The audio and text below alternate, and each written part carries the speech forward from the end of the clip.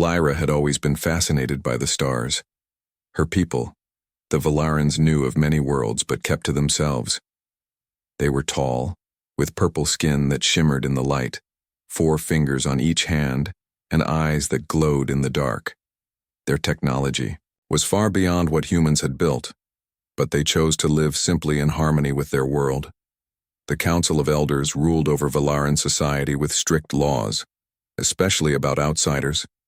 Humans were considered the most dangerous of all species. Stories told of their wars, their greed, and their destruction of their own planet Earth.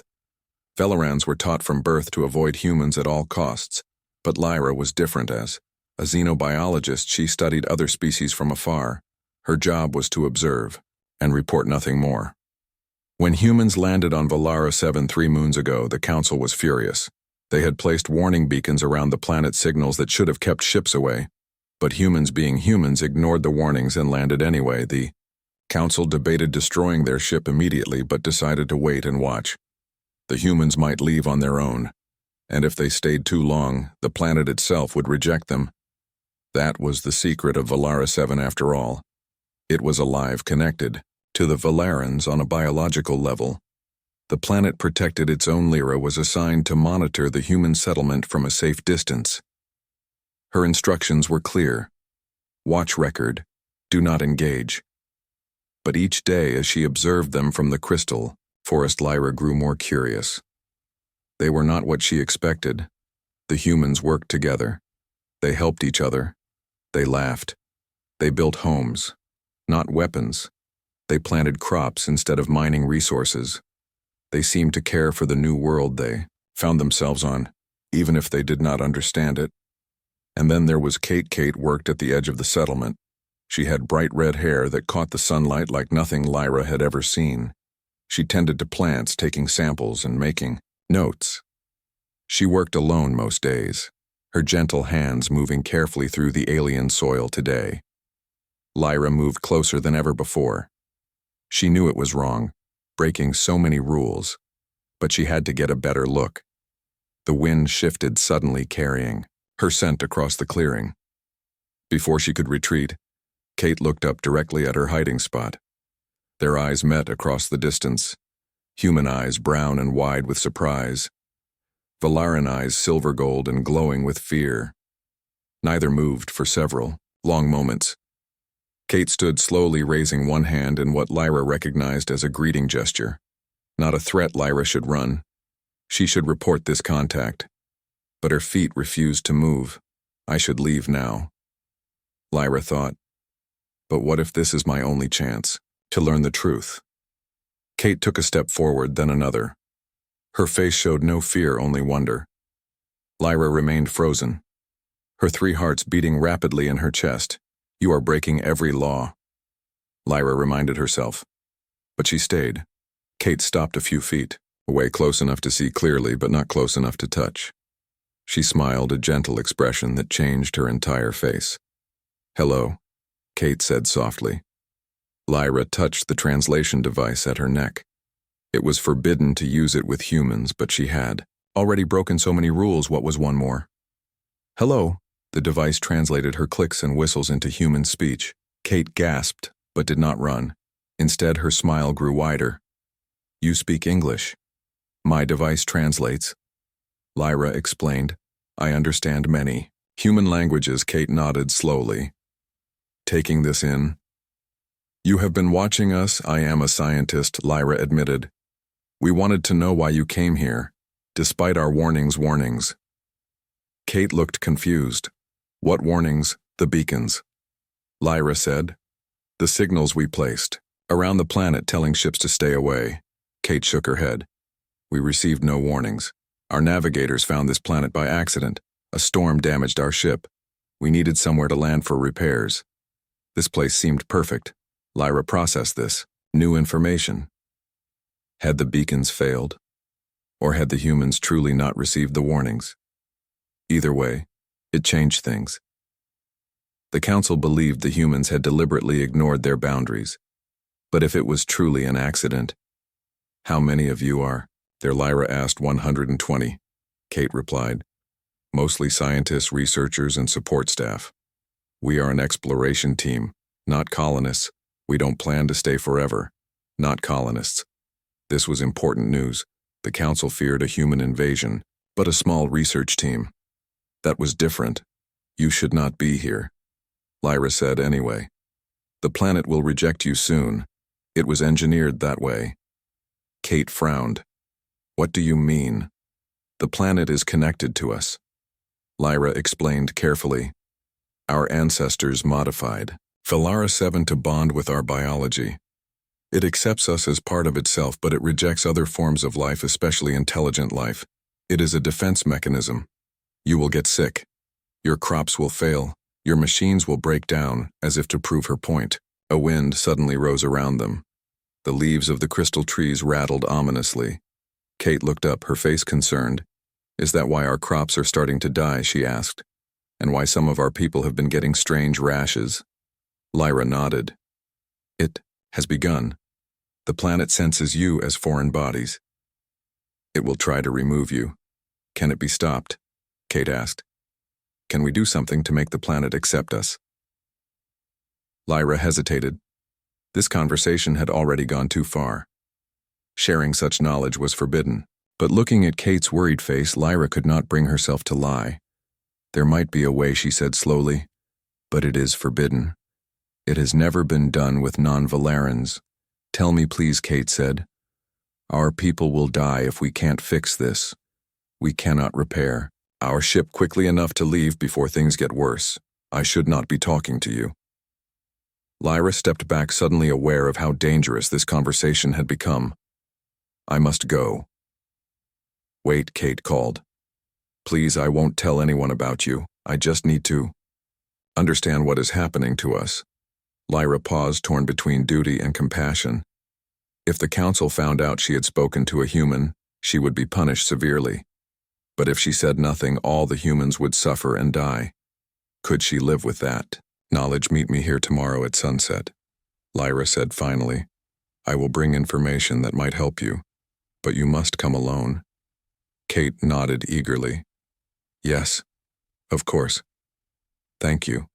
Lyra disappeared into the crystal forest, her mind racing with what she had done. There was no going back now. She had made contact with a human. She had promised help. She had broken the most sacred laws of her people. That night in the Valaran city, Lyra could not sleep. Her dwelling felt small and confining as she paced back and forth. Should she report the humans' true situation to the council? Would they even believe that the landing was an accident? Would it change anything? She accessed the restricted archives, searching for information on the planetary bond. The texts were ancient, dating back to the first council. They spoke of rituals of connection, of the binding of life forces. The most sacred was the soul bond, a joining of two beings to the planetary consciousness. It had been used in ancient times to welcome new Valarans born off-world, but it had never been attempted with another species. The text warned of dangers of unpredictable outcomes. Elder Mix, her superior, would be furious if he knew what she was considering.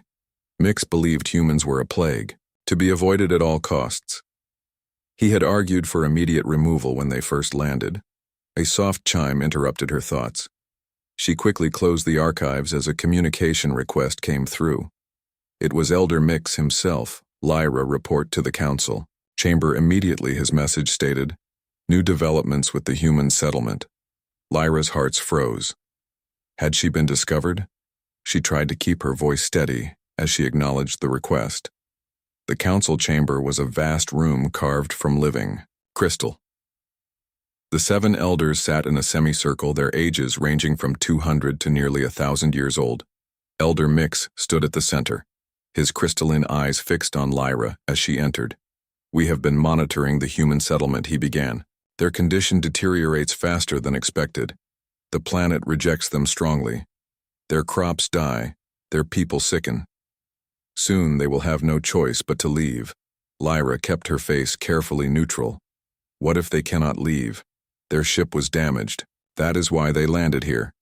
Elder Mix waved a dismissive hand. That is not our concern. The laws are clear. No contact, no interference. Let nature take its course, but they could die, Lyra said. Before she could stop herself, Elder Zyra, the oldest of the council, leaned forward, studying Lyra carefully. You sound concerned for these human scientists. Why is that? Lyra felt all eyes turn to her. They could not know about her meeting with Kate. Not yet. She chose her words with great care. They are intelligent beings. They did not come here to harm us. Perhaps they deserve our compassion. Compassion, Elder. Mix nearly spat the word. They would show us no compassion if our positions were reversed. Humans destroy everything they touch. Not all humans.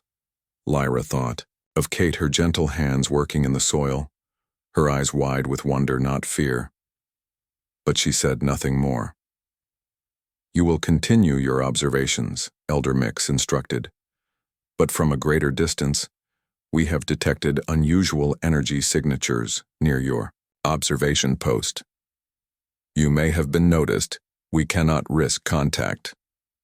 Lyra bowed her head obediently while her mind raced. They suspected something but did not know for certain. She still had time. Tomorrow she would meet Kate again. Tomorrow she would break every rule. Tomorrow everything would change.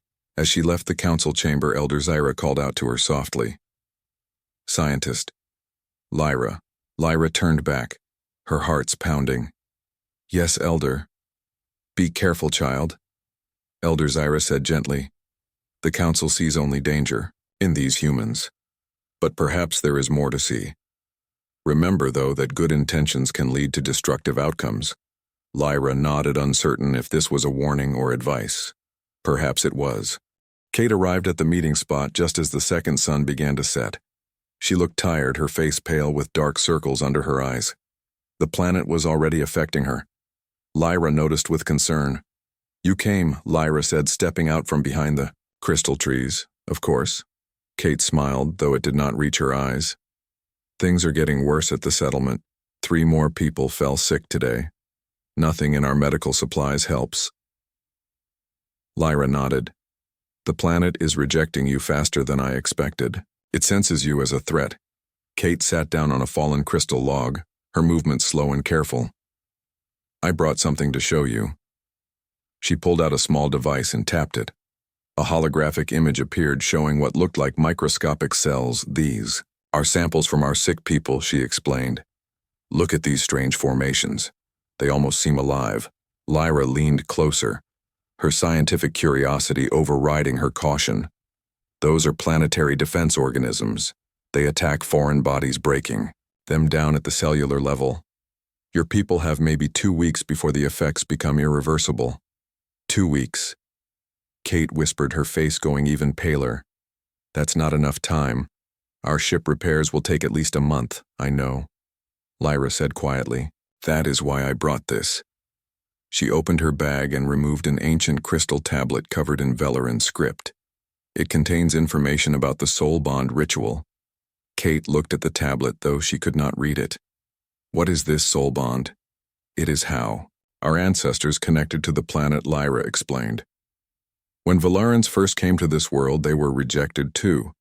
They created a way to bind themselves to the planetary consciousness, to become part of it rather than foreign to it. The ritual creates a biological bridge.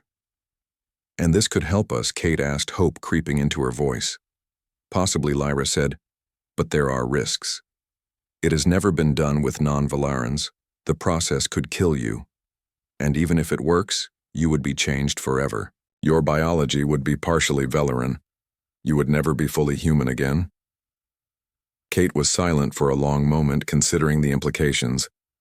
Is there no other way? No other way that I know of, Lyra admitted. The council will not help you. They believe it is better to let the planet remove you naturally, so it's this or we all die. Kate stated flatly. Lyra nodded regretfully. Then we have no choice. Kate stood up, her determination visible, despite her weakened state. How does it work? The ritual requires a Velaran host, Lyra explained. Someone already connected to the planet to serve as a bridge. I would have to bond with you first. Then through me you would connect to Valara 7. After that, you could serve as a bridge for your people. You would do that. For us, Kate asked. Why risk so much for humans? You barely know. Lyra looked up at the twin moons now visible in the darkening sky. Because what my people believe about humans may not be the whole truth. Because watching you die when I could help would be wrong. And because she hesitated, something about you makes me want to know more. Their eyes met and something passed between them, an understanding beyond words. What would happen to you? Kate asked softly. I would be changed too, Lyra said. Our life forces would be connected. Our minds would touch. I would feel what you feel, know what you know. Parts of me would become human. Parts of you would become Valaran. We would never be fully separate again. That sounds like she searched for the word. Marriage, Lyra made a clicking sound that her translator did not interpret. It is more intimate than your concept of marriage. It is a joining of essence, not just body or mind. Once done, it cannot be undone. Even death would not fully separate us. Kate took a deep breath. I understand. And the council. You said this is forbidden. Lyra looked away. If the council discovers what we have done, I will be exiled at best, executed at worst. They consider sharing the soul bond with outsiders to be the highest treason. Kate stepped back shocked. I can't ask you to sacrifice your life for us. You are not asking. Lyra said simply, I am offering. But we must decide quickly. Your people grow sicker, and the council grows more suspicious. They have already noticed unusual energy. Readings near my observation post. Kate paced back and forth, her mind clearly racing with the implications. Finally, she stopped. What do we need for this ritual? Lyra felt relief and fear in equal measure. The decision was made. There was no turning back now. We need a place of power, a connection point where the planetary energy is strong, and we need privacy. The ritual takes hours and we cannot be disturbed. I know a place. Kate said. There is a cave not far from here with strange crystal formations, like nothing I've seen on Earth. None of our team goes there because equipment malfunctions inside. Would that work? Lyra was surprised. A natural connection chamber. Yes, that would be perfect. Can you take me there? Kate nodded. Let me just... She suddenly swayed on her feet, nearly falling. Lyra rushed forward, catching Kate before she hit the ground. The human skin felt hot to the touch. Feverish. The planet's rejection was affecting her strongly. You are sicker than you admitted, Lyra said, helping Kate. Sit down. It's hit me harder than some of the others, Kate acknowledged. Maybe because I've been working directly with the soil. I thought I could handle it. We must perform the ritual soon. Lyra decided tonight, if possible, before you grow too weak. Can you help me back to the settlement? Kate asked. I need to get something. And to let someone know where I'll be so they don't come looking for me. It's dangerous for me to go there. Lyra said, just to the edge. Kate promised. Please. I can barely walk. Lyra hesitated, then nodded. I will help you. She supported Kate with one arm around her waist. The human felt fragile against her taller, stronger Valaran form. Together, they moved slowly through the crystal forest toward the human settlement. The lights of the human camp glowed in the distance. Lyra stopped at the edge of the trees. I cannot go further. My skin glows in darkness. Your people would see me. Kate nodded. I understand. Wait here. I won't be long. Lyra watched anxiously as Kate stumbled toward the nearest building. Her heart pounded in her chest. What if Kate told someone about her? What if they came with weapons? What if this was a trap? Her people had warned that humans could not be trusted. But something in her rejected these fears. Kate would return. She was certain of it. 20 minutes passed, the longest of Lyra's life. Finally, a shape moved in the darkness. Kate was coming back. She carried a small bag and wore different clothes, warmer ones. Lyra noticed. No one saw me, Kate whispered as she reached the trees. I left a note saying I was going to check on some plant samples overnight. I told them not to worry. Did you bring what you needed? Lyra asked. Yes. Kate held up her bag. Just some personal items in this. She pulled out a small silver pendant. On a chain, I want to have something of Earth with me if I'm going to become part alien. The sentiment touched Lyra deeply. She found herself reaching out to touch the pendant. It is beautiful. Kate smiled. Thank you. It was my mother's. She then looked past Lyra into the dark forest. Can you show me where this cave is now? Lyra nodded. Leading the way through the crystal trees, she kept her pace slow, mindful of Kate's weakened state. The cave was not far, but the terrain was difficult. The two moons provided enough light for Lyra to see perfectly, but she realized Kate was struggling. Here, Lyra said, taking Kate's hand, let me guide you. Their hands touched, and Lyra felt a strange sensation, like tiny sparks of electricity. Where their skin met, Kate gasped, feeling it too. Their eyes met in the moonlight. What was that? Kate whispered. The beginning. Lyra said softly. The planet recognizes my intent. It is already preparing for the bond. They continued in silence, their hands still connected. After half an hour of careful walking, they reached the cave entrance. It was small, almost hidden behind crystal formations. This is it, Lyra confirmed. The energy here is strong. Can you feel it? Kate closed her eyes, concentrating. I feel something. A humming, maybe. In my bones. That is the planet, Lyra explained. Your body senses it even if your mind does not yet understand. They entered the cave and Lyra gasped in wonder. The walls were lined with pulsing crystals that lit the space in soft blue light. At the center was a pool of what looked like liquid crystal. Its surface rippled, though there was no wind. A natural binding chamber. Lyra whispered. I have only read about such places. I never thought to see one myself. The ancient Velarans used these for their most sacred ceremonies. It's beautiful, Kate said, her voice echoing slightly in the cave. What do we do? First, we must prepare, Lyra said, setting down her bag. She removed several items, a small crystal bowl, powdered minerals, and a vial of luminescent liquid. We must create the binding agent. She mixed the ingredients in the bowl until they formed a paste that glowed with the same blue light as the crystals. Now we must prepare ourselves, Lyra continued. We must be connected to the planet completely. That means we need to touch the water. Kate guessed, looking at the crystal pool. Yes, and Lyra hesitated. We must remove barriers between us. The ritual requires skin contact. Kate nodded, understanding. She removed her outer clothes, keeping only her lightest garments. Lyra did the same, setting aside her protective gear until she wore only a thin bodysuit that left her arms and legs exposed. The paste, Lyra explained, must be applied to both of us. Over our hearts and at the connection points. She indicated her temples, forehead, and palms. Kate nodded. Should I or will you? I will show you, Lyra said. She dipped her fingers into the glowing paste and carefully applied it to Kate's forehead, drawing a symbol there, then to her temples and palms, and finally, over her heart. Each touch left behind a glowing blue mark. Kate shivered but remained still.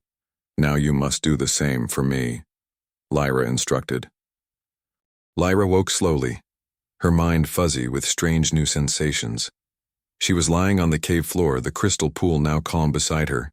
Kate lay next to her, their hands still clasped tightly together. They had survived, but Lyra knew immediately that they were forever changed. Kate, she whispered, her voice sounding different to her own ears. Kate stirred, then opened her eyes. Lyra gasped. The human's eyes, once brown, now had flecks of gold in them like Velaran eyes, and her skin had a subtle purple tint, barely noticeable but definitely there. What happened? Kate asked, sitting up slowly, then freezing. I can feel everything, she said in wonder. The planet, the trees growing outside, the animals in the forest. I can feel all of it. The bond was successful, Lyra said. But it went deeper than I expected. Look at me, she urged. Kate turned and her eyes widened. Lyra knew what she was seeing. Her own purple skin now had patches that looked more human. Like her eyes, normally solid gold, now had whites and pupils. Like human eyes, we changed each other. Lyra explained. The texts mentioned this as a possibility, but it rarely happened. Something about our compatibility must be stronger than usual. Kate raised a hand to her face, feeling the changes. You look beautiful, she said, then blushed. I mean the changes, they suit you. Lyra felt warmth spread through her at the compliment. As do yours. But there is more. I can feel your emotions, she admitted. Even now I know you are surprised, afraid, and yet also happy. How is that possible? I feel yours too, Kate said softly. You are worried about what your people will think, but you are also excited by what we have done. She reached out, touching Lyra's face gently. I can see your thoughts if I try. Not all of them, but flashes, images, memories. This was not supposed to happen, Lyra said, though she did not pull away from Kate's touch. The bond was meant to be more limited, a connection to the planet through me. Not this complete merging. Do you regret it? Kate asked, her new golden-flecked eyes searching Lyra's face. Lyra considered the question, feeling the planet around them, the new awareness in her mind and the presence of Kate like a warm glow within her. No, she said finally. I do not regret it, but it complicates things. We must be careful now. The council. What about your council? Kate asked. They must not know yet what we have done, Lyra said, standing up shakily. They will see the changes in me. I cannot hide those, but I can claim it was an accident. A strange reaction to something. In the forest, perhaps they will believe me long enough for us to help your people. How do we do that? Kate stood as well, her movements now more graceful, more Valaran. The bond between us creates a template. Lyra explained. Your biology has been partially adapted to be compatible with the planet. Now we can extend a lesser version of that adaptation to your people. It will not be as complete as what we share, but it should be enough to stop the planet from rejecting them. Kate nodded, taking Lyra's hand. Again, I can almost see how to do it, she said, sounding surprised at her own knowledge. The process is in my mind like I studied it for years. That is my knowledge shared with you. Lyra explained, just as I now know about Earth, about your family, about your favorite foods. She smiled. Things I never imagined. They gathered their belongings and left the cave. The forest looked different to both of them now. Lyra could see colors she had never perceived before, and Kate moved through the dark with ease, her eyes now capable of seeing in low light. We should separate for now, Lyra said as they approached the edge of the forest near the human settlement. You must return to your people. Begin preparing them. Tell them only what they need to know. That you have found a way to help them adapt to the planet, and you, Kate asked, I must face the council. They will have sensed the energy of our bonding. They will be searching for explanations. I must give them one. They might believe. Kate pulled Lyra into a sudden embrace, holding her tightly. I am afraid for you, she whispered. Into Lyra's mind came images of the council punishing her. I will be careful, Lyra promised, returning the embrace. Meet me tomorrow at midday. By the large crystal formation to the west of your settlement. We will begin helping your people then.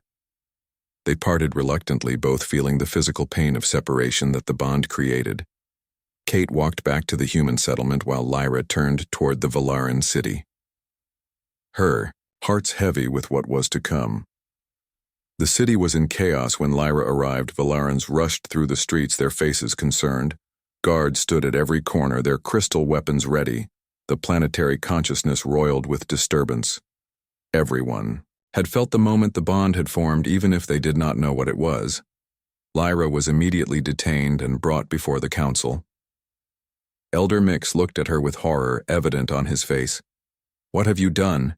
He demanded, pointing at her changed appearance, your eyes, your skin. You have been corrupted. I was studying unusual crystal formations in the western forest. Lyra lied carefully, constructing a story in her mind. There was an accident.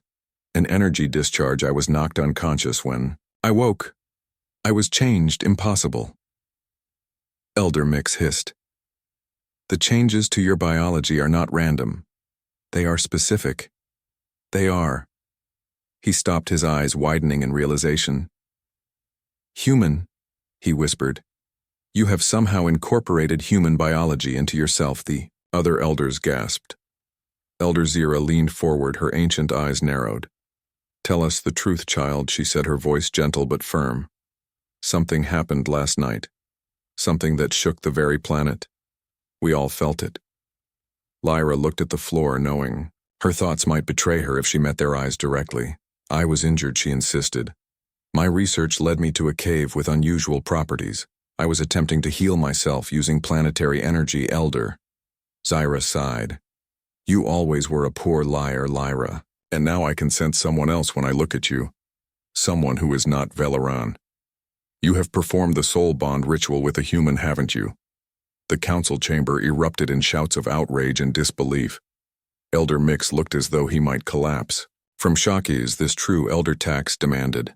Lyra raised her head, finally meeting their eyes. What choice did I have, she asked. The humans are dying. The planet is killing them. Yet they mean us no harm. They came here by accident. They only wish to survive. You had no right, Elder Mix shouted. No right to share our most sacred connection with outsiders, with humans of all creatures. Do you know what you have done? You have contaminated the planetary consciousness. You have endangered us all. No, Lyra said firmly. I have created a bridge. Their voices rose around her accusations and threats, but she stood her ground. I have seen into their minds. They are not what we believed. They are capable of compassion, of growth, of change. Yes, they have made mistakes on their world, but they learn. They adapt. That is their strength. Elder Zira raised a hand, silencing the others. Let her speak, she commanded. The human I bonded with is named Kate. Lyra continued. She is a scientist like me. She studies plants' life. She seeks to understand, not to destroy. Through her I have seen Earth. I have felt human emotions, experienced human thoughts. They are different from us. Yes, but not evil, not beyond redemption. And now what? Elder Mix asked, his voice cold. This human shares our connection to the planet A. Connection meant only for Velarans. She will help her people adapt. Lyra said, through our bond, she can extend a lesser adaptation to the other humans. It will allow them to survive here without the planet rejecting them. This is unprecedented, Elder Zira murmured, her ancient eyes studying Lyra thoughtfully. In all our history, no outsider has shared the planetary bond because it is forbidden. Elder Mix snapped. This scientist has committed treason of the highest order. What is done cannot be undone. Elder Zira pointed out, the bond is formed. The human is now part of the planetary consciousness. As surely as any Valaran, Lyra felt a surge of hope at these words. Elder Zira, the oldest and wisest of the council, seemed at least willing to consider the situation. The penalty for what you have done is exile at minimum, Elder Tax said gravely. At worst, execution. Lyra stood taller. I accept whatever punishment you deem appropriate. But first let me help the humans adapt. If they die, the bond I share with Kate will be damaged. It could harm the planetary consciousness, Elder. Zira nodded slowly. There is wisdom in her words. The bond must be stabilized before any action is taken, Elder. Mix looked outraged. You cannot seriously be considering letting this continue. We must consider the health of the planet above all, Elder Zira said firmly. And I admit I am curious. I would like to meet this human. This Kate who has captured our scientist's interest so thoroughly. Lyra felt Kate stir in her mind, sensing her distress through their bond. She sent back reassurance, trying to calm both their fears. Very well, Elder Tax said, after conferring quietly with the others. You will be allowed to stabilize the bond and help the humans adapt under supervision. After that, the council will decide your fate. Thank you. Lyra bowed deeply. You will remain under house arrest until tomorrow, Elder Tax continued. Guards will escort you to meet with the human. You will be monitored at all times. Lyra accepted these terms with grace, though her hearts were heavy. The council dismissed her, and guards led her back to her dwelling, which was now surrounded by a containment field. She was a prisoner. That night, Lyra sat in meditation, trying to connect more deeply with Kate across the distance. Between them, the bond pulsed with energy, with life. Kate, she called with her mind. The answer came immediately, warm and relieved. Lyra, I was so worried. Are you okay? I am under house arrest. Lyra explained, sharing mental images of what had happened. The council knows about our bond. They are afraid, angry, but Elder Zyra, the oldest, seems curious rather than hostile. There may be. The human settlement buzzed with nervous energy as the Velerans approached. People gathered, staring in wonder and fear at the tall purple aliens with their glowing eyes. Most had never seen a Veleran before, knowing only that something on this planet was making them sick. The sight of Kate walking hand in hand with Lyra, her skin now visibly tinged purple, her eyes flecked with gold, caused murmurs of concern. This is Lyra, Kate announced, her voice strong despite her nervousness. She and her people are native to this planet. She can help us. A woman stepped forward, clearly in a position of authority. Penny, the settlement's doctor, Kate, had shared memories of her with Lyra. A skeptical woman of science who believed only in what she could prove. What happened to you, Kate? Penny asked bluntly. Examining Kate's changed appearance with professional interest, I formed a bond with Lyra, and through her with the planet. Kate explained. This is why I'm no longer getting sick while the rest of you are. The planet has accepted me. Now Lyra and I can help the rest of you. Penny looked doubtful. How exactly? It's complicated, Kate said. We need to see the sickest people first. Alexa and the others who have collapsed. Penny hesitated, then nodded. Follow me. The Velaran guards remained outside, forming a perimeter around the settlement. The humans watched them nervously. Elder Zira accompanied Lyra and Kate, moving slowly with dignity that commanded respect. Penny led them to a building marked with a medical symbol. Inside, several humans lay on beds, their skin gray with illness. Monitoring equipment beeped softly. This is Alexa. Penny indicated a young woman whose breathing was shallow. Her body is shutting down. We tried everything, Lyra and Kate approached the bed together. Their hands still joined. They had practiced through their mental link all night, knowing what needed to be done, but uncertain if it would work. We need to touch her, Kate explained to Penny. They need to be prepared for Alexa to change. Physically, not as much as I have, but there will be changes. Penny looked alarmed. What kind of changes? Small adaptations, Lyra explained. Her biology needs to become partially compatible with the planetary consciousness. Not a full bond, like Kate and I share, just enough for the planet to stop rejecting her. The doctor still looked skeptical but nodded. Will it hurt her? She is already in pain, Kate said gently. This will ease that pain. I promise. Together, Lyra and Kate placed their free hands on Alexa, one on her forehead, one over her heart. They closed their eyes, focusing on their shared bond, reaching through it to the planetary consciousness. They did not speak aloud, but in their minds they were in perfect synchronization. The bond pulsed between them, energy flowing from the planet through Lyra, through Kate, into the sick human. Alexa's body jerked once, then relaxed. The machines monitoring her showed sudden changes in her vital signs. What are you doing to her? Penny moved forward, alarmed. Wait, Kate said without opening her eyes. Just wait. A soft glow spread from their hands across Alexa's body. Then slowly, visibly, her color began to improve. The grayness receding. The monitors showed stronger vital signs. Alexa took a deep, shuddering breath, then another stronger one. Look, Penny whispered as a subtle change appeared on Alexa's skin. A faint, very faint, purple tinge. And when her eyelids fluttered open, her eyes now had tiny golden flecks in them. It worked. Lyra said, relief evident in her voice. Alexa looked up, confused. What happened? she asked, her voice weak but clear. The pain, it's gone, you have been adapted. Kate explained gently. The planet accepts you now. You will not get sick anymore. They moved to the next patient, then the next. Each adaptation took nearly 30 minutes and drained both Lyra and Kate significantly. By the fourth patient, they were swaying with exhaustion. You need to rest, Penny insisted, noting their condition. Just one more, Kate argued. We can do one more, Elder. Zira, who had been observing, silently stepped forward.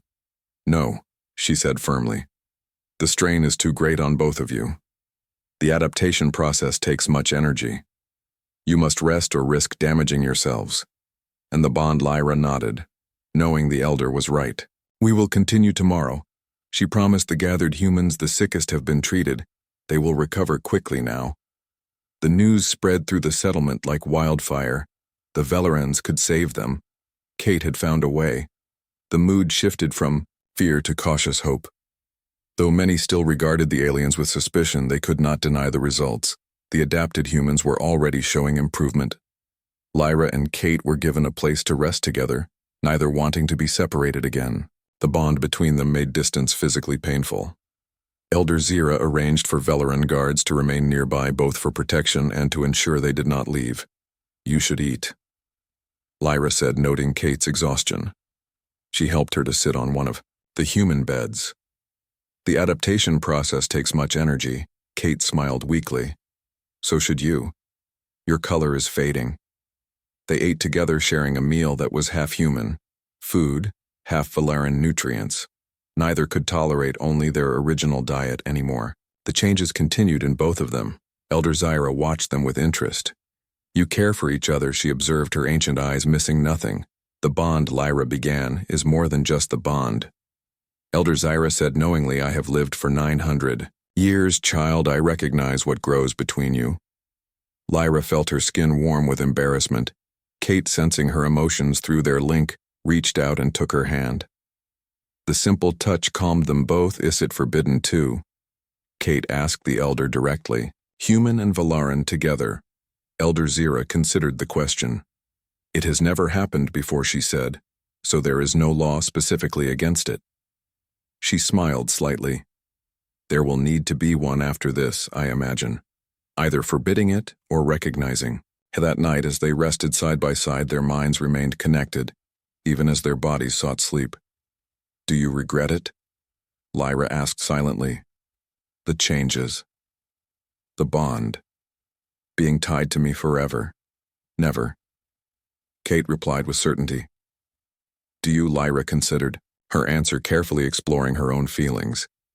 These new emotions were still confusing, stronger, more chaotic than Velaran emotions, but also beautiful, vibrant. I thought I was saving your people, she admitted.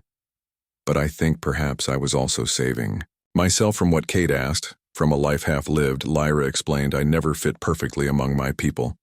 Too curious, too willing to question. I think I needed you as much as you needed me. They slept, then truly slept for the first time since the bonding, their minds finally at ease with each other, their bodies still changing, still adapting, but together, secure in what they had created. Morning brought new challenges. Elder Mix arrived with additional guards, his face set in lines of disapproval. He confronted Elder Zira immediately.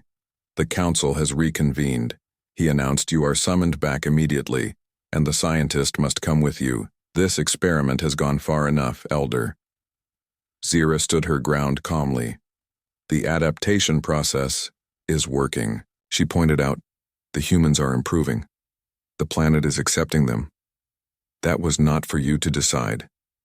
Elder Mix snapped. This is a council matter. The humans were meant to leave or perish. That was the natural order. Kate stepped forward, her new eyes flashing with anger. Natural order, she repeated, her voice tight. Who decided that? Who gave you the right to determine who lives or dies on this planet? Elder Mix looked at her with disdain. You may wear some Velaran features now, human, but you are not one of us. You have no say in our affairs. I am bonded to your planet now. Kate argued, I can feel it as clearly as you can, and it does not reject me anymore. It accepts me. It accepts all of us who have been adapted. Lyra moved to Kate's side, feeling her anger through their bond. She placed a calming hand on Kate's arm. "Let me handle this," she whispered. Then to Elder Mix, she said, "The bond is created. The adaptations have begun. Stopping now would cause harm to the planetary consciousness." "You know," this Elder Mix glared at her. "You will both return to the city for judgment. The council will decide what happens next." Lyra felt fear rise in her, but also determination. She looked at Kate, then at the humans they had helped, then back to Elder Mix. "We will come," she agreed. "But first we must stabilize those we have already adapted. They are not yet fully connected. A sudden break could harm them." Elder Mix seemed ready to refuse, but Elder Zyra intervened. "She is right," she said. "The planetary consciousness must be protected above all. That is our primary law." Frustrated Elder Mix agreed, but insisted they finish by midday. Lyra and Kate worked quickly, checking on the 4 humans they had adapted the day before. All showed significant improvement. Their bodies accepting the changes, adjusting to the new connection with the planet as they worked. They spoke through their bond-making plans. "Kate, I don't know what the council will decide," Lyra admitted. "They may separate us." "They can try," Kate replied fiercely, "but the bond cannot be broken."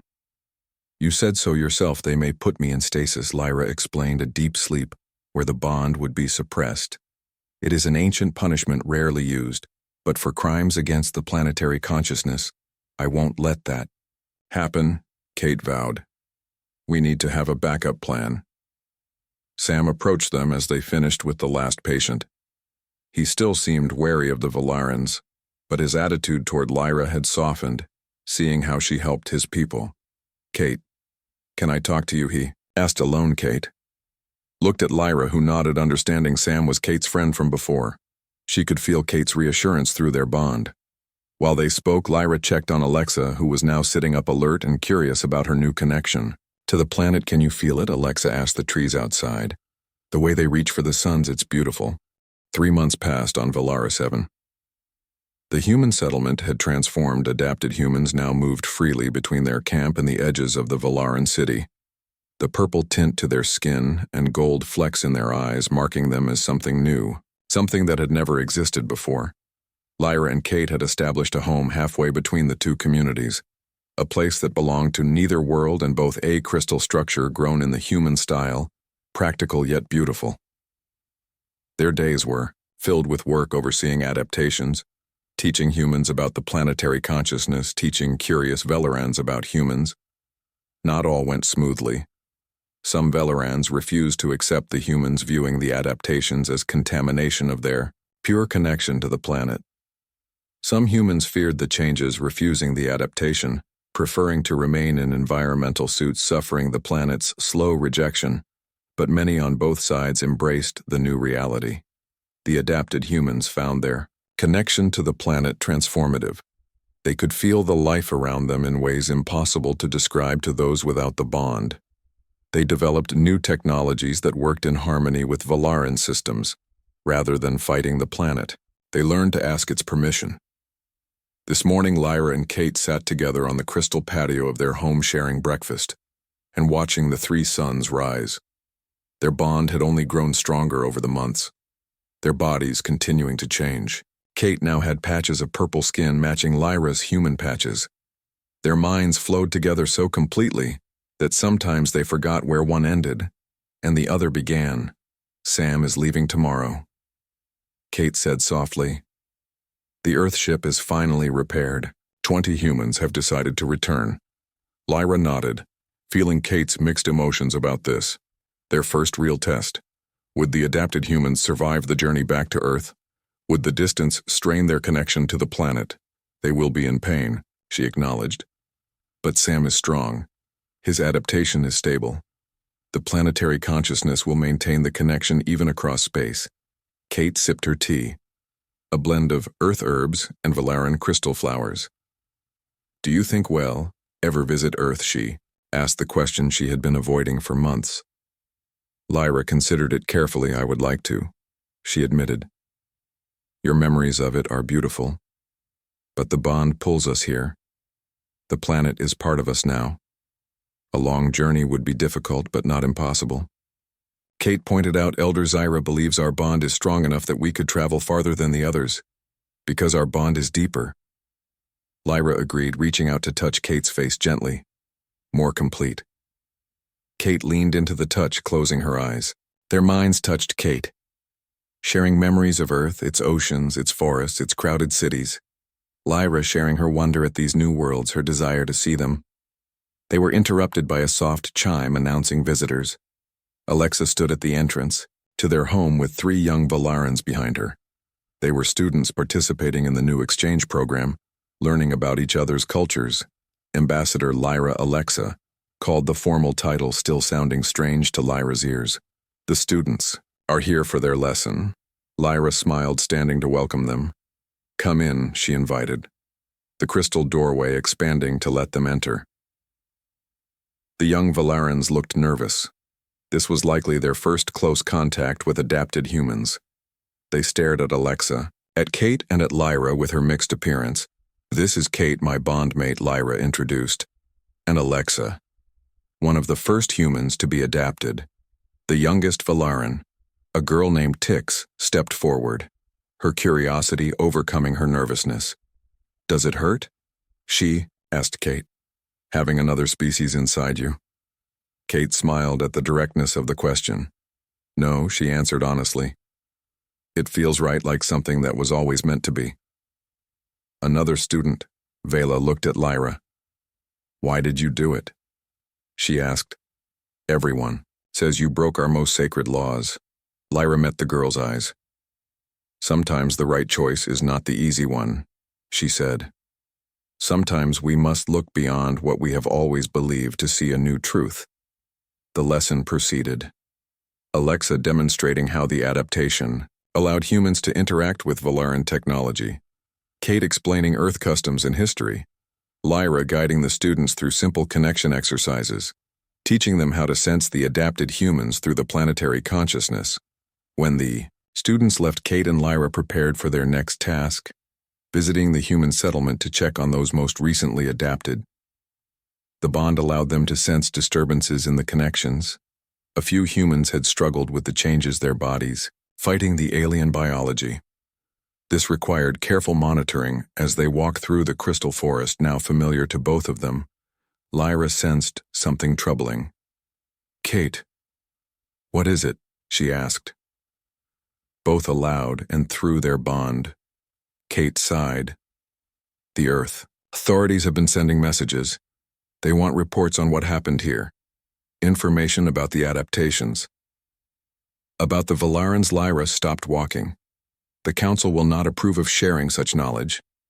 They barely tolerate what we have already done. I know, Kate acknowledged, but Earth is curious, frightened too. The idea that humans can be changed this way, it's revolutionary. Some see it as an opportunity. Others as a threat. Lyra understood all too well. The Council had similar divisions. Many embraced the new possibilities the human adaptations offered. Others feared what it might mean for Valaran purity. The politics were complex, delicate. What did you tell them? Lyra asked. The truth, Kate said. That the adaptations are a gift, not a weapon. That they allow us to live in harmony with a world that would otherwise reject us. That they change us, yes, but don't erase what makes us human. Lyra took Kate's hand, feeling the familiar spark where their skin touched. Through their bond flowed love, trust, certainty. I am proud of you, she said simply. The human settlement came into view. Its appearance now a blend of human practicality and Valaran beauty. Crystal structures grew alongside metal buildings. Gardens flourished with plants from both worlds. Many adapted humans now wore clothing inspired by Valaran designs while maintaining human elements. A true blending of cultures. Linda, one of the settlement leaders, greeted them with news. The Earth ship launches tomorrow morning. 20 humans returning home, including Sam. 10 new humans staying here, all willing to undergo adaptation. And those still refusing. Kate asked. Linda sighed. 5 still resist. The environmental suits help, but they suffer. They will not survive here long-term without adaptation. They refuse to leave with the ship too. Their reasons are complex, some religious objections, others fear of changing what makes them human. We must respect their choice. Lyra said, though she felt sadness for their suffering.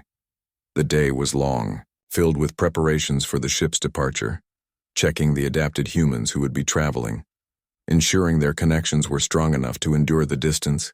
Medical supplies were prepared, special crystals that would help ease the pain of separation. Kate worked closely with the ship's doctor, teaching her how to monitor the adaptations for signs of strain. Evening found Lyra and Kate back at their home, tired but satisfied with the day's work. They sat together under the stars, sharing a meal and their thoughts.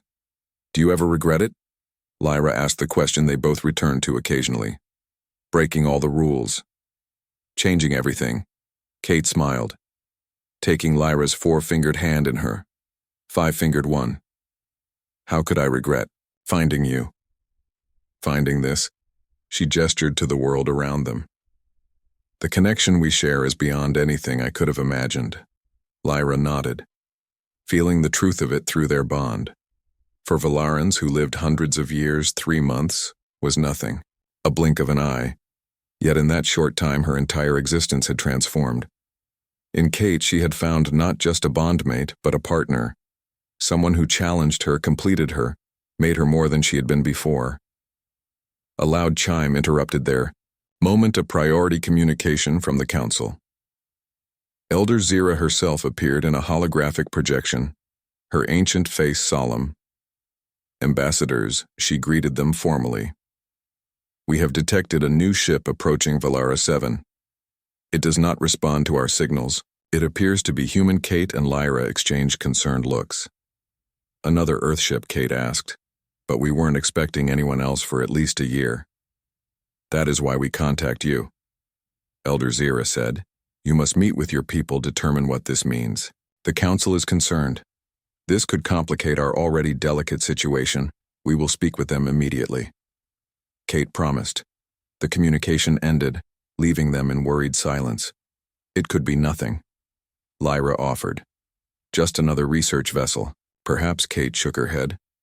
The timing is wrong. Earth wouldn't send another ship so soon after our reports, and they would have told us, through their bond, flowed shared concern. The fragile peace they had built could easily shatter new humans unaware of the delicate balance on Valara 7, could disrupt everything they had worked for. We should meet with Sam. Kate decided he may know something about this. They hurried to the human settlement, finding it buzzing with activity. The adapted humans had also sensed the approaching ship through their planetary connection. Many looked worried. Sam was in the communication center trying to establish contact. Anything, Lyra asked as they entered. Sam shook his head. No response to standard hails. But it is definitely an Earthship military designation. Military? Kate repeated, her concern growing. What would Earth military want? Here. Sam looked grim. When we sent reports about the adaptations about the Valaran technology, I worried this might happen. Some on Earth might see this as an opportunity. An opportunity for what Lyra asked, though she feared she already knew the answer. Resources technology. Kate said quietly, power. The things humans have always